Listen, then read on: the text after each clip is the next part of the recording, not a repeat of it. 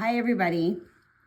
So I thought I would do something fun and something just a little different for everybody for kind of an end of the summer deal. So I got this little page of mushrooms here, and in my last video I went over a specific color out of the Prismacolor set that I know a lot of people have a hard time working with, which was the clay rose. So instead of adding a second video with the second color for right now, I thought I would add this one. Just something I came up with, something fun. As my kitten's trying to eat my pencils right now. So I'll go through the colors that we're going to use to do this. That way you could pause it or do whatever you need to do to get the colors out if you want to follow along. So we have quite a few colors here for a simple design. But the first color is 1030, which is your raspberry. Your next one is 925, which is your Crimson Lake red. The next one, which is 924, and that one is depending. I may or may not use it this time. I did last time, but that's kind of on the side. I tend to want to use the 923 instead because I think it's going to give me a better blend. So moving on, 924 and 923. Then I have number 122, which is your permanent red. Then 926, which is your carmine red. Then we have 1014, which is your deco pink. We have your white pencil, your black pencil, number 908, which is your dark green. Then we have number 109, which is your Prussian green. Then we have your grass green, which is 909. We have your apple green, which is 912. Your spring green, which is 913. Then we have your chartreuse green, which is 989. Then we have your yellow chartreuse, which is 1004. And last but not least is your dark umber, which is 947. And a white gel pen. Your white gel pen is optional, so you don't have to have one and you don't have to use it. And of course, these colors are optional as well. So you see I got a little page of mushrooms here. Again, my friend Claire, with Coloring with Claire, helped me print this out because I couldn't find the right mushroom I was looking for. And of course, the master of color charts, she had them. So thank you for that. So I'm going to flip the page here because we left off with this little mushroom. Right here, we did the base on this guy. And you could see where I'm going with this one. I kind of started it. Shame on me. So we're gonna do this little big guy up here. And the end result is it should look like a watermelon. So I hope you enjoy this, and I hope it's a lot of fun for you guys. I will call out the colors. Hopefully I don't forget as we move along here. And I'm only gonna do the mushroom top to keep this video a little short. So we are gonna start out, as always, with light colors. We will end up going back over everything with a second coat. So don't worry about getting too heavy-handed for your first layer of colors. We're going to start with your Prussian green, which should be the very bottom right along the edge here. I'm trying to keep my camera steady this time because I noticed last time it was a little blurry. And you could thank the kitten for jumping on the table and moving the camera around. Anyways, I'm just going to apply a light dark layer around the rim here. Because what we're doing is we're going to mimic the rind of the watermelon.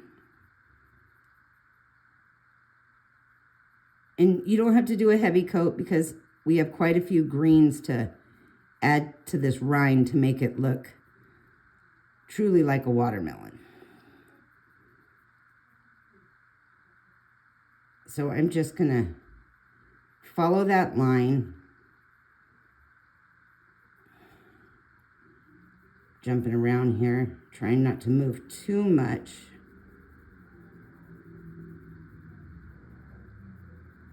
Just getting a nice light layer going.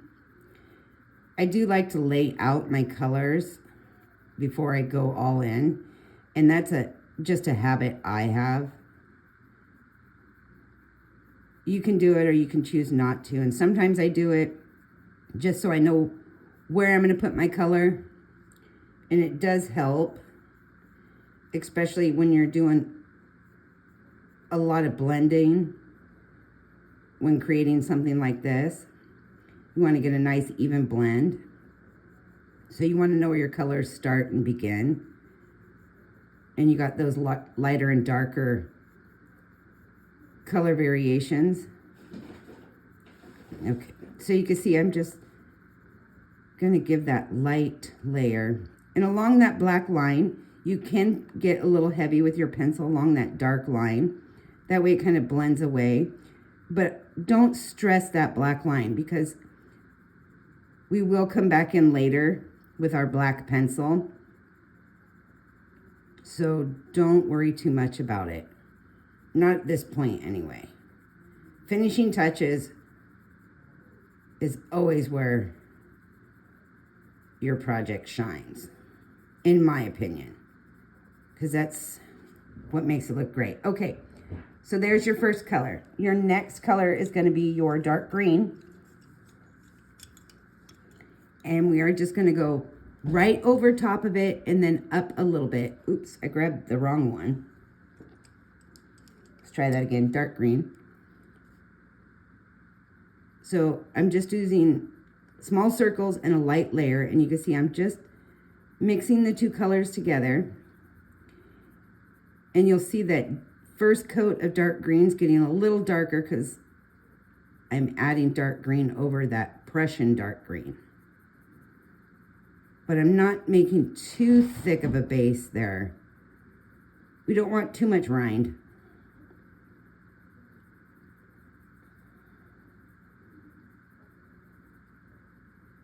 But you're just going to follow that whole line all the way along.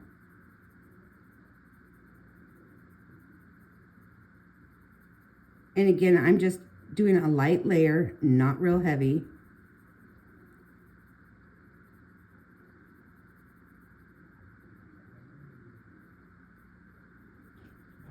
Just following along the pattern here. And again, this is a print off of Canva, which is a free print. Just in case everybody wants to find this mushroom pattern. But this will work with any mushroom. I just thought this one was cute, and it was such a simple pattern to do. Just something fun, something different. And add a little whimsy to some of your pages or some of your artwork. I'm always looking to do different things.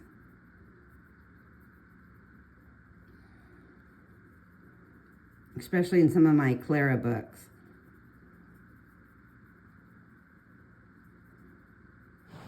And I like doing mushrooms, so. Okay, so my next color is the grass green. We're just going to keep going with our greens here. And again, I'm just going right over top. I'm not worried about keeping those three colors separated, not at this point. I'm getting a fine definition of my rind.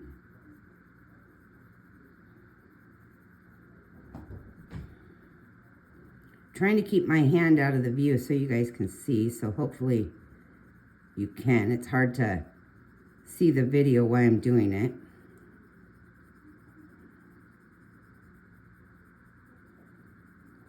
And don't fill in those little empty spots right now, those little mushroom circles on there. Don't fill those in yet. Those are going to be special. You'll see. Saving those for last. Don't fill them in white. Don't do anything with them. Just wait.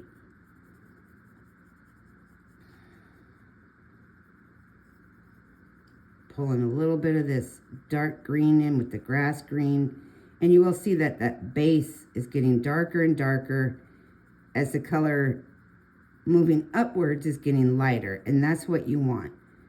You want a darker base and a lighter top. Because the farther up you go, the lighter it should get with the lighter colors you apply. But it should be blending very nicely. And you see why now you want to keep a light coat.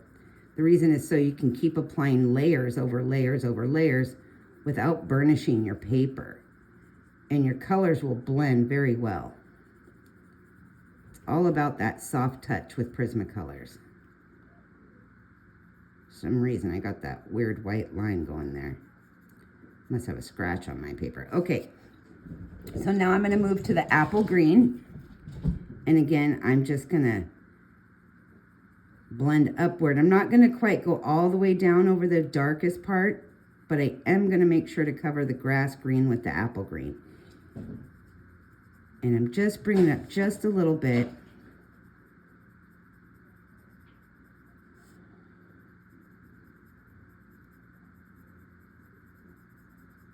I just want to get enough on there. And you can see how the color's getting a little bit lighter now. That's what you want. And it doesn't have to be a straight line. That's not what you're trying to do here, because it's not going to be a straight line. Nothing has to be perfect. I mean, you can make it one if you want. Okay, the next color is your spring green. Keeping it just a light color, blending just above that grass green, or that apple green, excuse me. I'm just pulling just enough color in just to move that up just a little bit. So you can see that small line of that spring green here, which is 913. Sorry if you can hear this kitten running around here. She has just got the zoomies. Every time I sit down to do one of these, she goes crazy.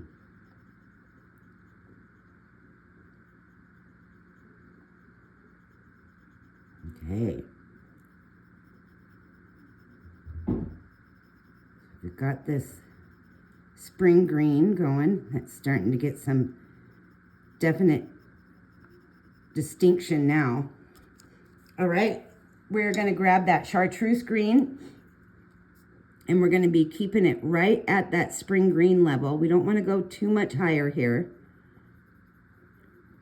but we're brightening it up just a little bit. And you can see how it's starting to change that dramatic color. Now you can bring it down into the darker green, and you'll notice how dramatic it changes colors as you blend. Gretel, stop moving that camera. Sorry. We're just going to keep going here. Sometimes I wish I had a pause feature. So I'm just going to carry this up.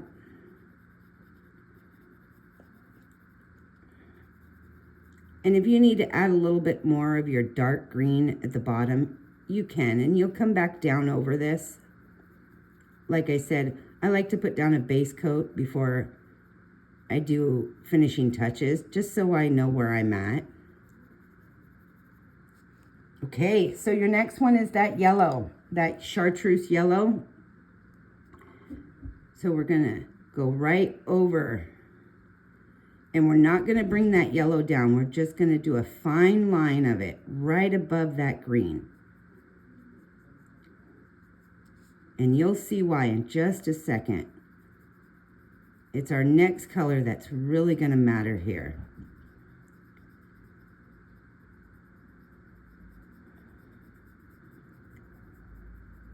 Because we want those greens and yellows to blend really good. We want the red and the yellow to come together.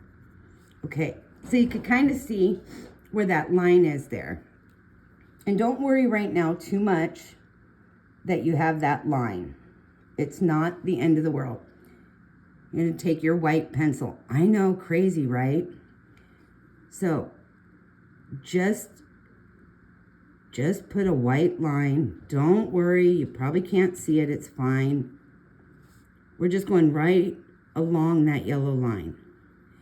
Now, the next color you lay down, you'll feel it when your pencil hits that white line, and that's what you want. You'll feel it, so don't worry, you'll go back over it in the end and you will be able to see it.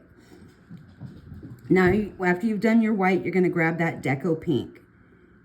So when you go in here, you're going to feel that white line. So you're just going to go right above that white line with your deco pink. Add a really light layer, just barely kissing that paper. And now don't worry if you get too wide of a pink line, because that red's going to cover it.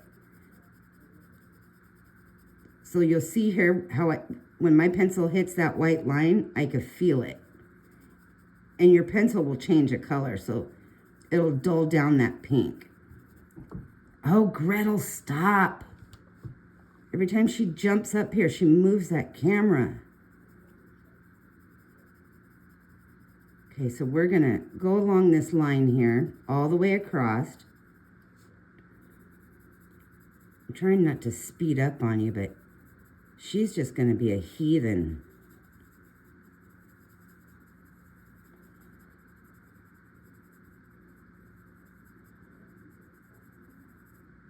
So I'm just adding that pink in there.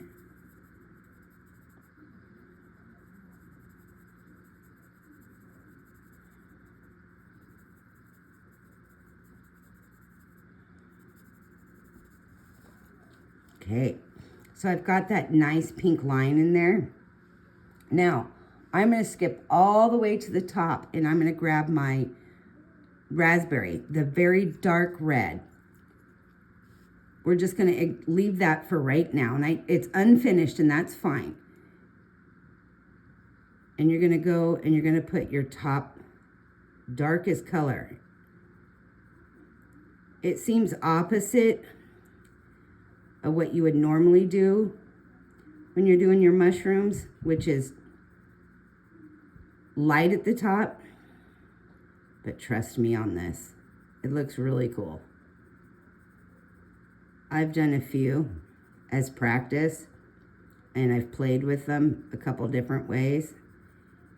Now, you may prefer it the other way, but I like this. So, again, I'm not doing heavy coats.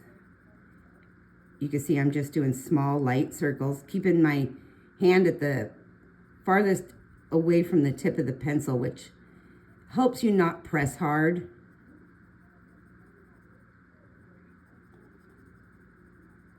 So you're just going to keep going over it with light circles. And if you get some pencil in those little white areas, that's okay, because we are going to do something with those. You'll see in the end. Hopefully you'll like it.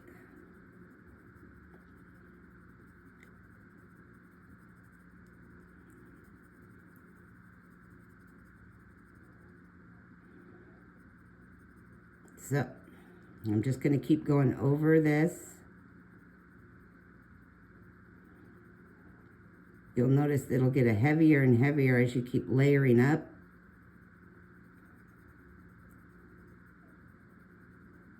Just keep doing the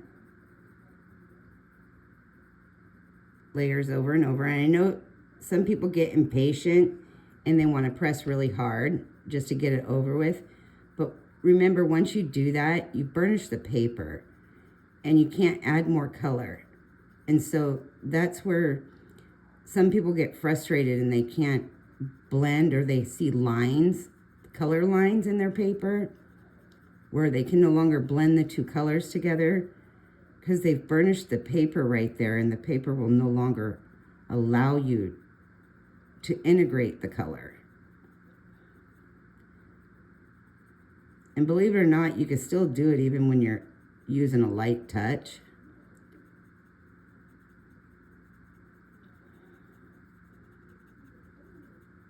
Okay. So we're getting there. And again, we'll go back over this like a final coat. So just getting that base coat in there, so you know where your each color is going to be and how much of each color as you work your way down. It's what I like to do when I'm doing stuff like this. It helps me blend my colors easier, especially when I'm using multiple colors. And in this instance, I am. So I want to make sure that I kind of have a seamless blend here. Okay, now my next color I'm going with is 925. And I'm just going to not start at the top, but I'm going to kind of pull just a little ways up and again, work my way down. So I'm going just over a little bit of the area of the black raspberry, working my way down.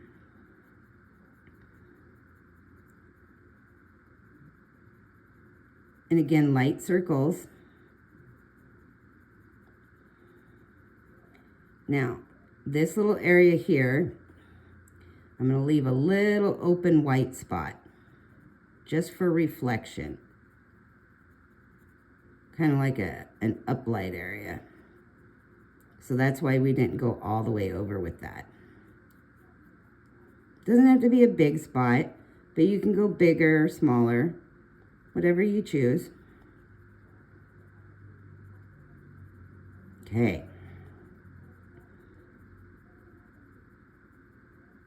So I'm just going over the edges of that darker red. Starting to get a good little blend going there. And I'm moving downward.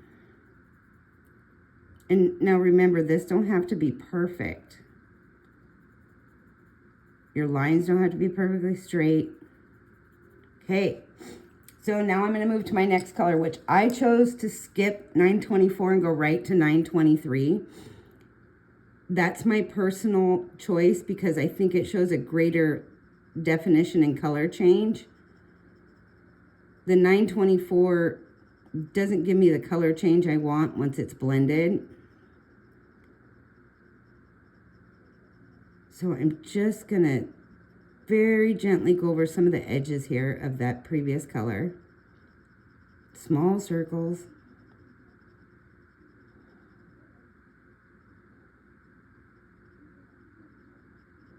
And you'll notice you're not doing a whole lot of each color, just a little bit.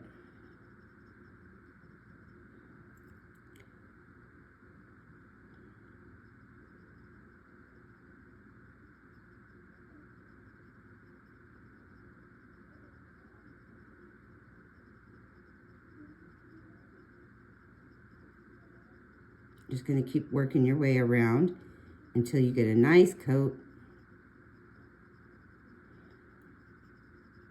Okay, good enough for that one. And my next one is 122, which is your permanent red.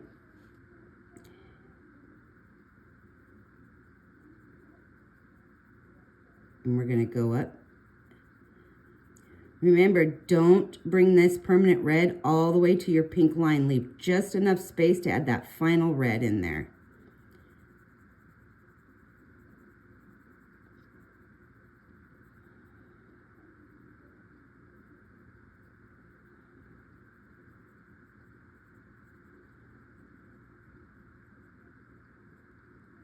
Now remember, it doesn't have to be perfect. You're just laying down your base color. Okay, that was quick. And your final red color, which is 926, will go right along that pink line. And it's okay if it gets into that pink line.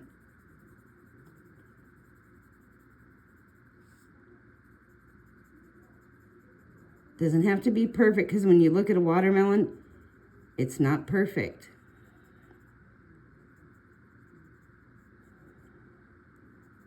I don't think anything in life is perfect. I wouldn't want it to be.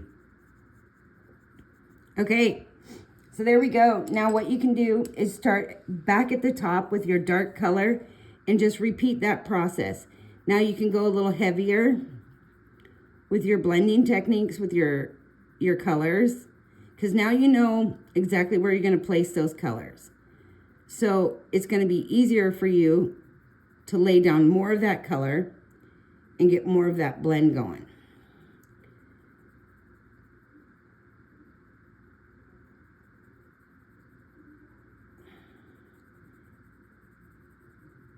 I mean, you could always build up your colors from start to finish, but I prefer to layer my colors as I go. Okay.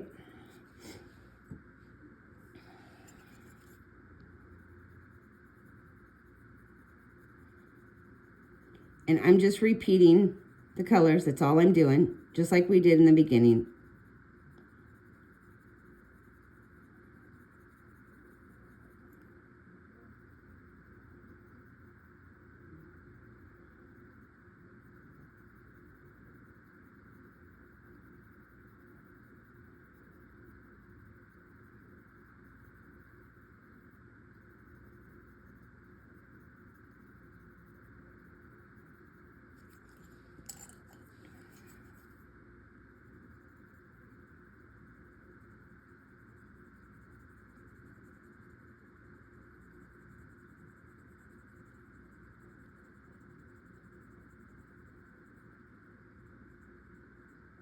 Working around those small little circle areas.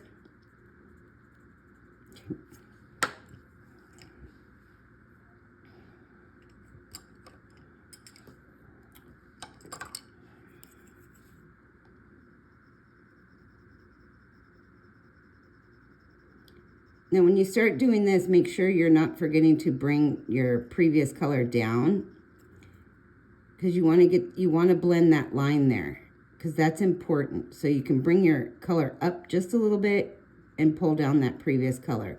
And that's why the small circles, because it really does blend that color very well.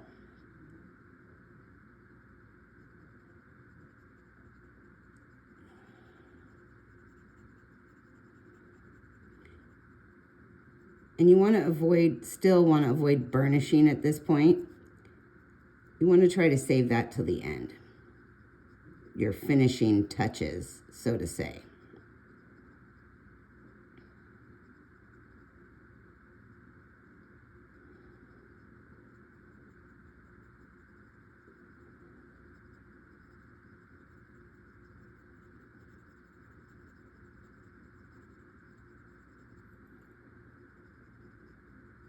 And depending on what grain of paper you're using too is going to really depend on how many layers you lay down.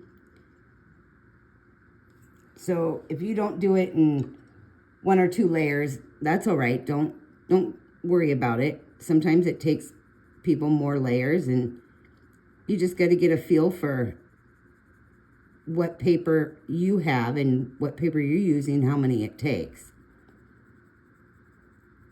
Everybody has different techniques and the pressure they use to hold their pencils, so being this is on a video, it is still hard to tell, and it is hard to see at times.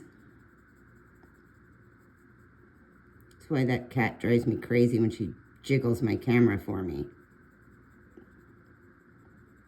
She's a little monster.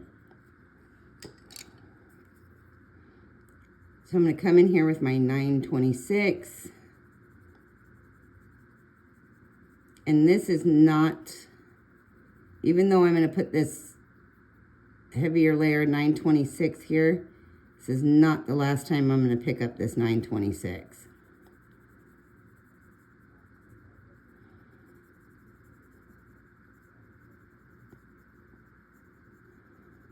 All right.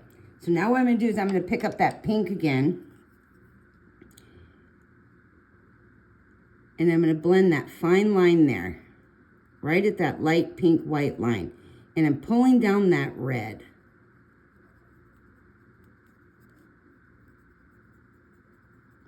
So if you find that your line is too thick, just add some more of that red in there.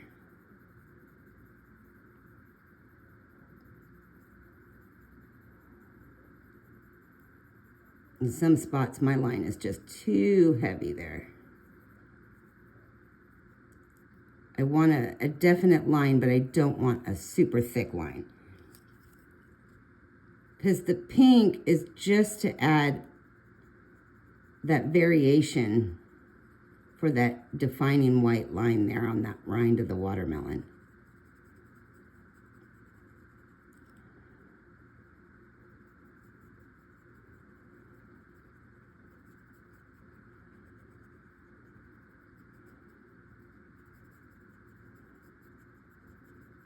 Okay. Now, I got my white pencil.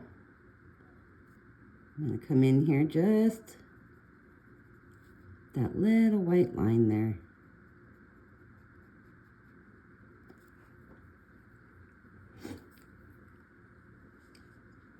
I am grabbing my 122 again, and I'm going to come back in here. I'm taking 122 and I'm going all the way up over my dark color.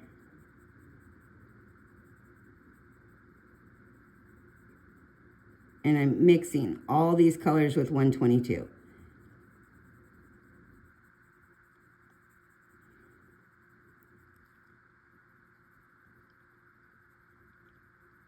I'm using a pretty heavy grain paper, by the way. So I'm not going to try to get every little bit of white out of this paper, not in this video. We would be here a very long time for me to do that.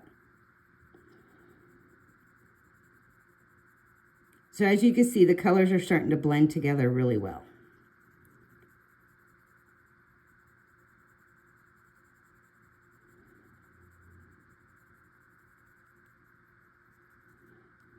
And of course, when you're not doing a video, you have more time to focus on fine details. Now I'm going to bring in my 126. And I'm bringing that down to the lighter area over some of that previous 122. Just gives it that subtle change.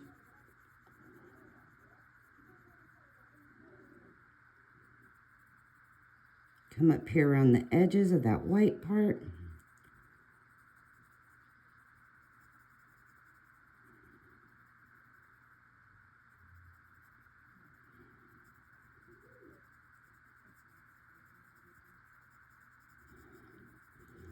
Using your other pencils to blend your colors is a great way to blend without using any kind of solvents, mixtures, or blending tools.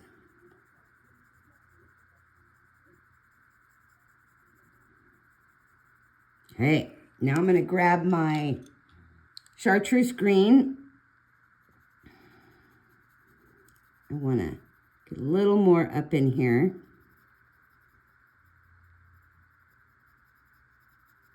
That line there. And I'm going to grab my grass green because I'm going to go back over this dark. I want it just a little bit darker.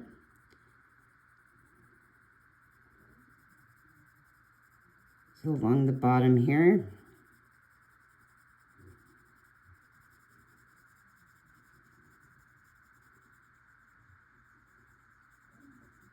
And then I'll grab my apple green.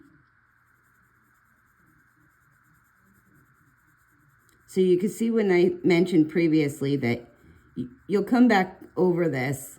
So doing just a first coat, first layer is great.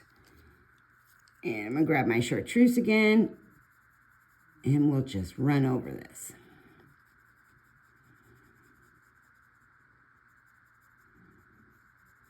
Really makes it bright. Okay. All right. So although it's not 100% complete, and this little spot up here, you can add some pink there.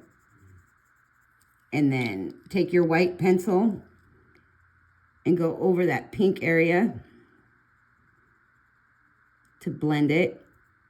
So you don't want it super pink, but you don't want it super white. It's just a good way to blend those red lines. So you can see there that it took those bright red edges away by doing the pink and then doing the white over the pink. Okay, So I don't want to make this video too long, but I want to get to those little parts I told you about. Take your fancy little black pencil and your fancy little brown pencil, and we're going to take these little circles and we are going to make seeds. Now, watermelon seeds are pointy on one end and round on the other. And they don't all have to go in the same direction, and that's what makes this part fun. So I'm just going to make some pointy, going in one direction, and I'm outlining them with the black, and I'm going to fill them in with the brown. Because if you look at a watermelon seed, they are not black. They are actually brown.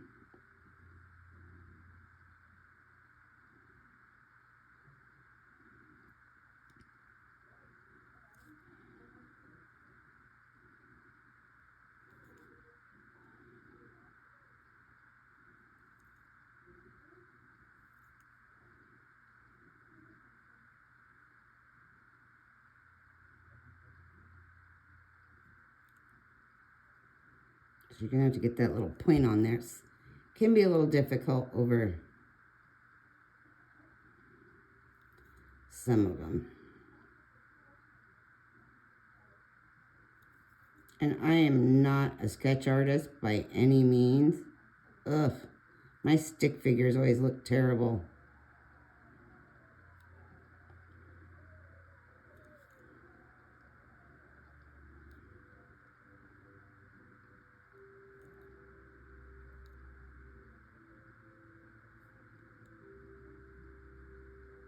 Okay, now take your brown pencil once you've got the semi-shapes of those little seeds going and just fill them in.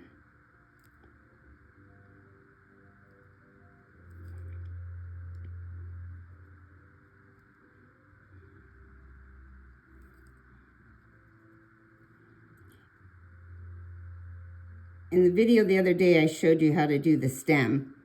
So you can do the stem and the skirt with that clay rose. You can do a different color if you like. If you want a little more whimsy for the watermelon shroom. A shroomelon, a water shroom. I'm not even sure what to call it. I just thought it was something fun, something different. Okay. So once you got all those filled in, ooh, I kind of boogered that one up, huh? Oh, well. And take your white gel pen and test it over here. Make sure my pen's working. And some of them, I'm just going to put a little dot for some highlight. Your dots don't have to be perfect, and you don't have to do them all. You know, because as the light hits it. Ah, see, and I screwed that one up twice. Okay. So there you have it, your watermelon mushroom, and I'm sure you guys can do a much better job. I did that very fast, so don't punish me too much in the video. As I was playing with it, and I'll show you an example of the one I was playing with yesterday. You got to ignore the stem because I was going crazy over what color to do the stem. So I'm going to put my hand over it. Anyways, so the one I did yesterday, trying to fill in all the grain of the paper, and got a little crazy. I got a little out of control. I did so many yesterday trying to perfect this video. But I hope you enjoyed. And I hope I was able to give you something fun to practice and something different to do for mushrooms. You can pretty much turn a mushroom cap into anything. I was going to do a strawberry blueberry, like a strawberry. Might be a good video for next time. Anyways, happy creating. I would love to see your watermelon mushrooms. So be sure to share them with me. Happy creating and good luck.